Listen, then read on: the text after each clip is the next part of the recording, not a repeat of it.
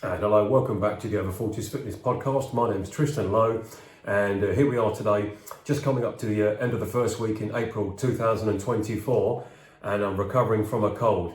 And for those of you watching on YouTube, you'll see I'm holding up a lemon and an orange. It got me thinking about vitamins. All right, let's go. All right, let's talk about vitamins. Now, we all understand that our bodies need vitamins to survive. You know, vitamin B, vitamin C, vitamin D. And here's a classic example, orange and a lemon, of which over the last sort of 7 to 10 days I've been having a lot of. I ordinarily do it every day anyhow, but I had more than normal because I had a sort of 2 to 3, possibly into 4-day cold. Not flu, not some kind of rare virus, just a simple cold, you know, a little bit of a sort of throbbing head, a little bit like that, and of course runny nose, blocked nose, things like that. But I got over it quite quickly. Now, the reason that I got over it quite quickly, and bearing in mind, I think the only medication I took was 2 days of some paracetamol and some ibuprofen, and that's so I could actually just help and get a good night's sleep as well, which helped. But I think it came down to vitamins. And the one that you can't see in the video is the one upstairs, really high upstairs, and that's vitamin D. Okay, we need vitamin D from the sun to survive. And it got me thinking about a subject matter which, as a personal trainer, I've heard on more than one occasion, and that's from some of the men that I've trained over the last, in total, 15 years. And of course, and that would be a lack of energy from the men I train. Women as well, but we're just talking about us at the moment, about the men. And often it turns out there's the obvious one, and that's that they're overweight and they don't exercise, so they're out of shape. So their body doesn't utilise oxygen properly. They've got poor musculoskeletal strength, poor energy levels. But we can delve deeper, which we do over a space of time, and the subject of libido comes up. Okay, male libido.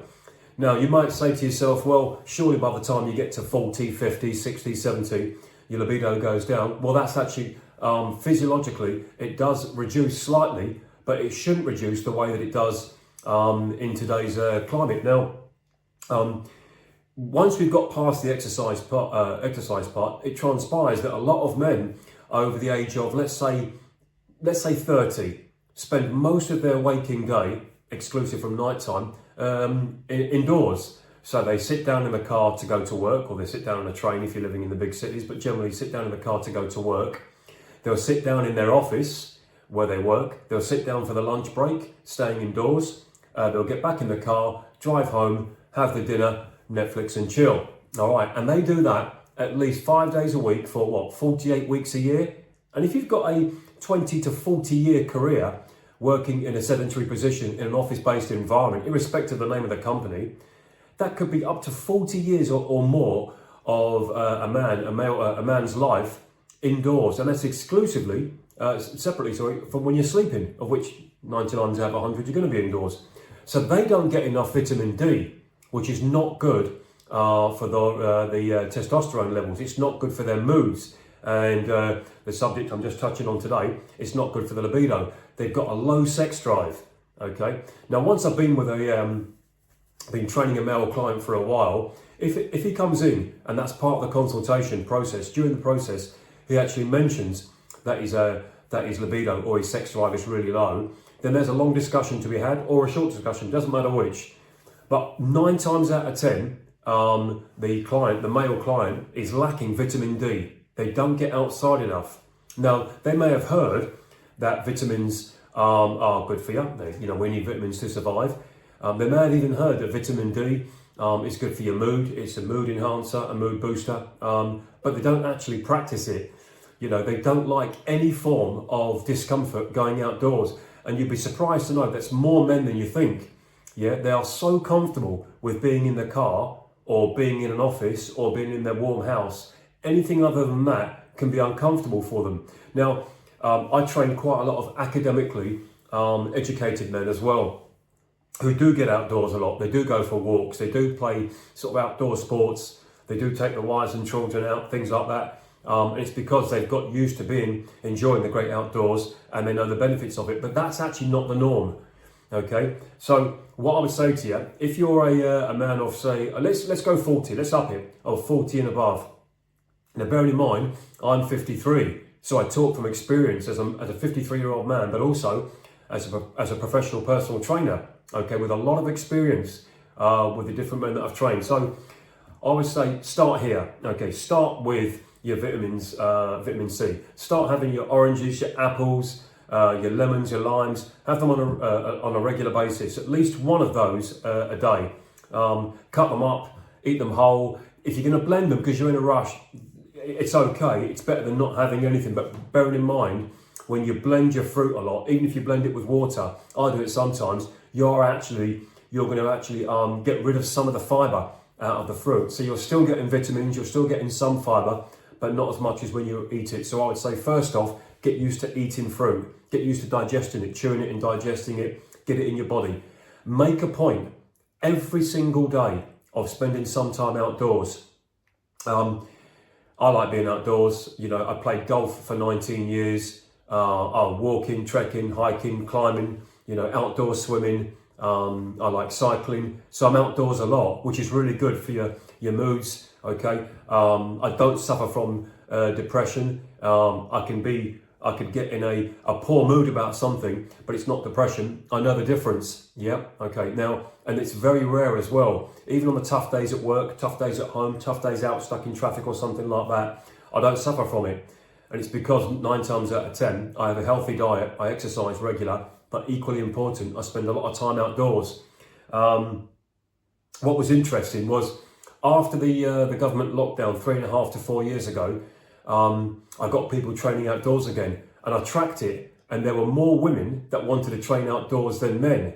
And that surprised me, because I thought the men would be, you know, big tough guys, want to be outdoors, brave in the elements. But no, a lot of the men that I trained, they said, Tristan, let's just save my appointments until 3-6 months after the final lockdown had finished. They had become so paranoid about being outdoors, being out in fresh air. They were paranoid about doing that.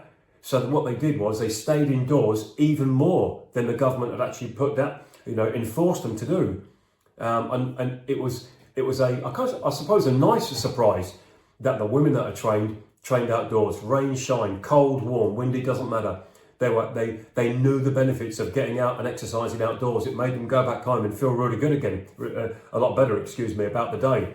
So I talk from experience that if you don't get the vitamins in your body, it's going to damage your health, your physical health, your emotional health, your mental health, and it's going to damage your sex drive as well.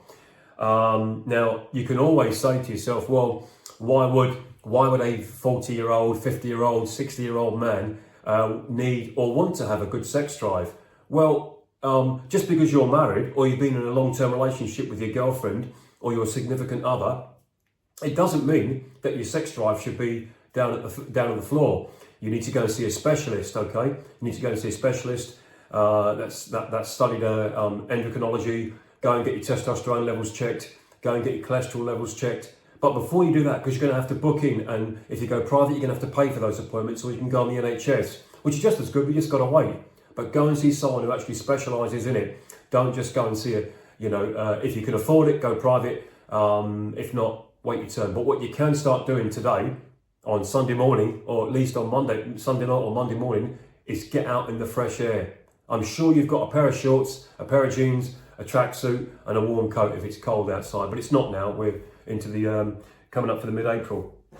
Now, what I've got here, again, going back to one of my study books, I'm just going to read a short paragraph from when I studied nutrition back in 2008 in Nottingham. Vitamins. Vitamins come under the category of micronutrients and consist of a group of organic compounds, all containing carbon, which are required for normal growth and metabolism. All vitamins are synthesized by plants and can be obtained in the diet by either eating the appropriate plants themselves or by eating animal products that have derived their vitamin contents from the plants. We're capable of synthesizing some of the B vitamins, i.e. biotin or riboflavin, and vitamin K ourselves from the action of bacteria found within our GI tract, gastrointestinal tract. Our bodies are also capable of assembling certain vitamins from precursors called provitamins, often referred to as inactive vitamins. For example, beta-carotene is a provitamin found in yellow and dark green vegetables from which our body synthesize vitamin A. And if you look here, they cover different subjects. We've got fat-soluble vitamins, water-soluble vitamins, phytochemicals, enzymes. You need vitamins to be to exist, to live. The vitamin is a micronutrient which helps to break down or synthesize the macronutrients, which is your protein, carbohydrates, and fats. Now, anyone that gets into fitness training, they hear the P word, the protein word, and the carbohydrate word, and sometimes they'll look into fats, but they don't break down or synthesize into the body the way they should do without the assistance of a micronutrient, which is vitamins, fruit and vegetables. Now, I'm seeing more and more on a regular basis this thing about when parents say my son or my daughter doesn't eat vegetables or doesn't eat fruit. I find that unless they've got a medical problem, a diagnosed medical problem which prohibits the boy or the girl from eating fruit, I find it very interesting that a parent of any description can actually say with a straight face that their son or daughter doesn't like one or two particular fruits or vegetables, but they don't eat fruit, in the same way that we don't walk to the moon.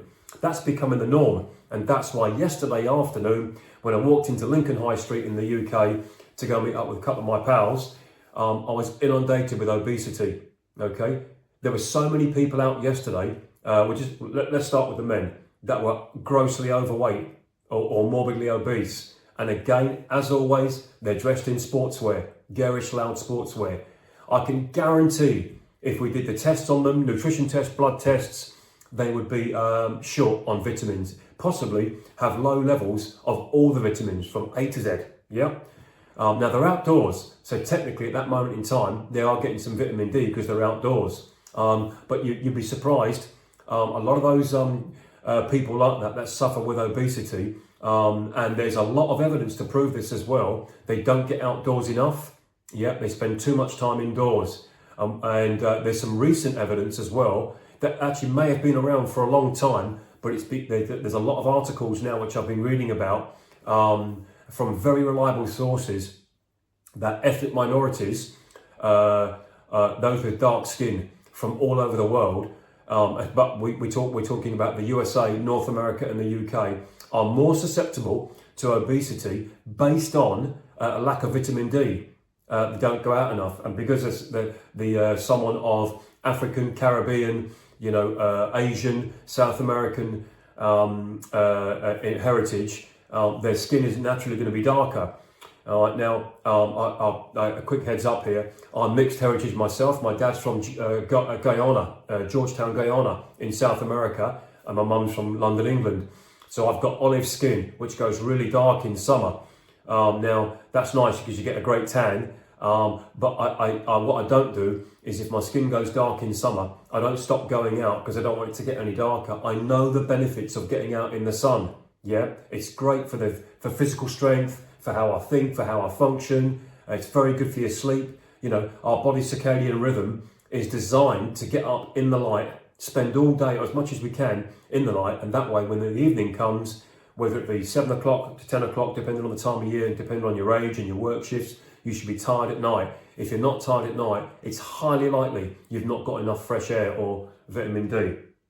All right, now, getting back to the early point of this conversation, if you find men over the age of 40, hey, listen, it's the Over 40s Fitness podcast, but we can go right down to 30, but we're talking 40 and above. If you find that your libido, your sex drive is low, first thing to do, okay, is look down. All right, and there's not a joke coming in, no pun intended, is look down. And if your abdominal region, if your belly is protruding and you can't see your feet, just your feet, properly when you look down first thing in the morning, when you get up or when you get up from the chair, it's highly likely then you're carrying too much abdominal fat, too much visceral fat. All right, so do what you can to get it down. Start walking, start swimming, exercising, get out in the fresh air. Yeah, and that's a visible sign that you may not be getting enough vitamins of the whole description, or maybe even one. And remember, your vitamins also help to balance your nervous system. So if you find that you're jittery, if you find it hard to sleep, if you find that you're erratic while you're driving or while you're reading, it can be that your nervous system, okay, your sympathetic or your parasympathetic nervous system, the way that it splits into two, is, for want of a better phrase, jeopardized or out of kilter. Okay, and one of the reasons can be that you're not getting enough vitamins in your diet. You can take supplements. Supplements are okay. I take one or two. I take a vitamin D spray. You spray it on the inside of your cheek in the morning. Tastes like peppermint, whatever it is. It just helps. Doesn't fix anything. It just helps. All right, now, we're fast approaching 15 minutes on the podcast. And I'd like you to actually think about it and say to yourself, when is the last time on a Saturday or Sunday, if you work office hours, that you're not at work, so Saturday or Sunday, when's the last time, write it down if you've got to think about it, that you spent 6 hours or more outdoors, whether that be in the garden, whether that be outdoors golfing, out going long walks, in parks, you've gone to a city for a day and spent all day outdoors in a city. Ask yourself that, and if it's something like 6-8 weeks ago, that's not good enough, even in winter. All right, we don't get as much vitamin D in winter. It's a lot lower, especially in this country, in the UK, but we should still get out and get fresh air. At least you're getting cold, fresh air into your lungs. So if you want to keep your sex drive up nice and high, okay, and keep your good lady really happy, get some fresh air, get your vitamins, okay? Come back to me after that. My name's Tristan Lowe, Over 40s Fitness Podcast. I'm a professional personal trainer based in the Lincoln, UK, and I've been working on this podcast for about 7 or 8 months now, maybe a bit more. It's slowly beginning to get some traction. Yep, I'm not a bodybuilder, I'm not a doctor, I'm just like you. I get out of bed in the morning, get up, drink your water, brush your teeth, go to work, go home and repeat. The only difference being, I've been fitness training since I was 11 and I'm a qualified trainer. So if you'd like to ask a question about your vitamins, feel free. If I know the answer, I'll give you it. If I don't know, I'll look it up and do some research and give you my honest opinion on it. All right, for now, thanks for watching. Please share and subscribe to the channel until next week. We've got another subject about why you should get lots of fresh air, and this one helps the women as well. All right, bye for now. Thanks for watching and listening.